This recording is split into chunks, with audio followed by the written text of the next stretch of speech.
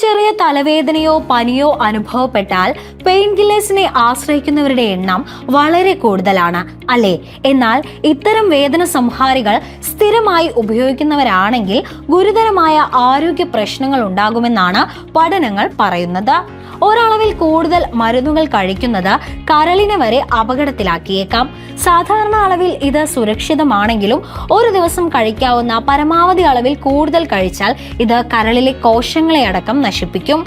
Paracetamol പോലുള്ളവ കരളിൽ വെച്ച് വിഘടിക്കുമ്പോൾ ചില വിഷാംശം ഉണ്ടാകുന്നുണ്ട്. മരുന്നിന്റെ അളവ് കൂടുമ്പോൾ ഈ വിഷാംശം പുറന്തള്ളാൻ കരളിന് സാധിക്കാതെ വരികയും അത് കരൾ സ്തംഭനത്തിന് വരെ കാരണമാവുകയും ചെയ്യുന്നു. ഇബുപ്രൊഫെൻ, ഡിക്ലോഫെനാക്, അസിക്ലോഫെനാക് തുടങ്ങിയ വേദന സംഹാരികൾ ഈ വിഭാഗത്തിൽ പെടുന്നു. ഇവ ദീർഘകാലം ഉപയോഗിക്കുന്നത് കരളിലെ എൻസൈമുകളുടെ അളവ് വ്യത്യാസപ്പെടാൻ കാരണമാകും.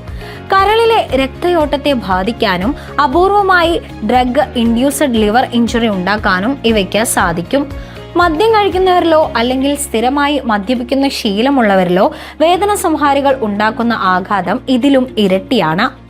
മദ്യപാനം മൂലം ഇതിനകം തന്നെ ദുർബലമായ കരളിന് ചെറിയ അളവിലുള്ള വേദന സംഹാരികൾ പോലും താങ്ങാൻ കഴിഞ്ഞെന്ന് വരില്ല. അതിനാൽ ഡോക്ടറുടെ നിർദ്ദേശപ്രകാരം മാത്രം വേദന സംഹാരികൾ കഴിക്കുക. ഒരു മരുന്ന് കഴിക്കുന്നതിന് മുമ്പ് അതിന്റെ ഡോസ് കൃത്യമായി മനസ്സിലാക്കുക. ഒന്നിലധികം മരുന്നുകൾ ഒരുമിച്ച് കഴിക്കുമ്പോൾ അവ തമ്മിൽ പ്രതിപ്രവർത്തിച്ച് കരളിനെ ബാധിക്കാൻ സാധ്യതയുണ്ട്. അതിനാൽ കഴിക്കുന്ന എല്ലാ മരുന്നുകളെ പറ്റിയും ഡോക്ടറോട് പറയുക.